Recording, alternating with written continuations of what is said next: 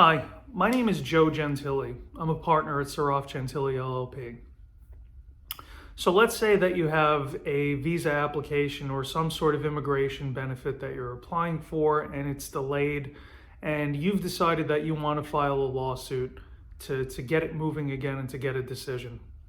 So the question for today is, do you have to hire a lawyer that's local to you in order to handle it?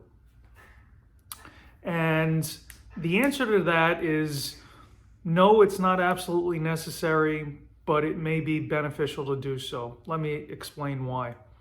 So when you file a litigation, a case against the government for delay, usually you have the option to file it either where you live, where the office of the government is that is deciding your case, or where they're headquartered. So usually that means Washington, D.C., but in the case of USCIS, now it could be Maryland. So you have where you live, where the field office is that's handling your case, or D.C. or Maryland. And so it's legally proper to file in any of those places.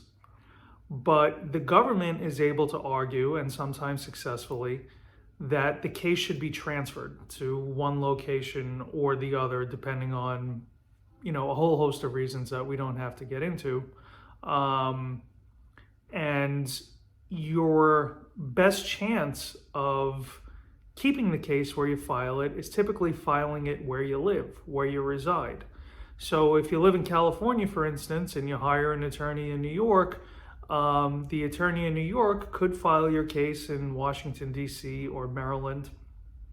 And there's a really good chance that the case is going to go forward there and it'll go forward successfully.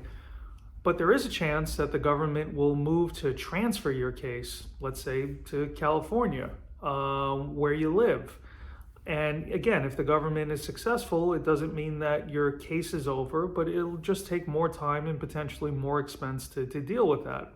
And now your lawyer in New York, if he's going to continue with the case in California and he's not licensed there, may have to hire a local attorney to assist him with the case.